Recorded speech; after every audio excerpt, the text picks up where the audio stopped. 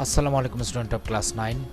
I am your ICT teacher Khurshid Alam Rani from Square High School and College, and today I am going to discuss about e-commerce and Bangladesh, which is from your ICT book chapter 1. So let's get started.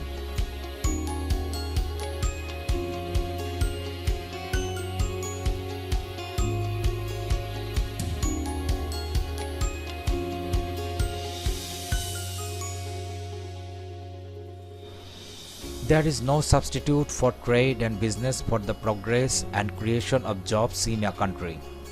A change has been brought about in the business sector of Bangladesh for the electronic innovation of digital technology and the internet and exchanging process besides paper currency. Running a business through an electronic medium is known as e-commerce. There are some terms and conditions in business. Firstly, the seller must have the commodity. Secondly, the buyers will pay the price of the product. This transaction requires direct communication of the seller and buyer. However, in the era of internet, nowadays seller may create a website and display the image of their products. The buyers, after choosing the commodity, pay the price and get it. The buyers have the facility to pay the price through debit and credit cards. They can pay through mobile banking even.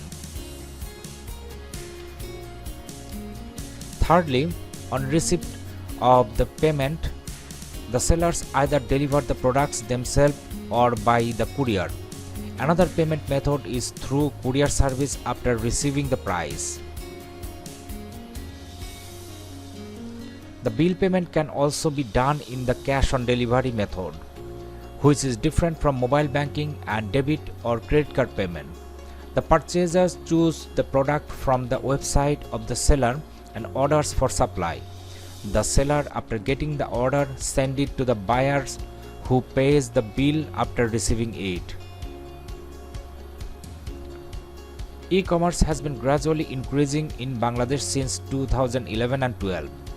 Now everything including books, garments, food, luxurious goods, etc. is sold or bought through e-commerce.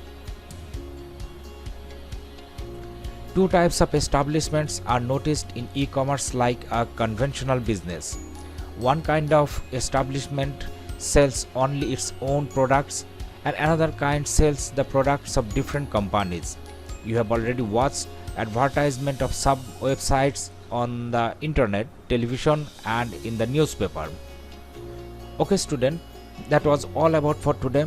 In next class, I will discuss about ICT in the job sector of Bangladesh. Till then, goodbye.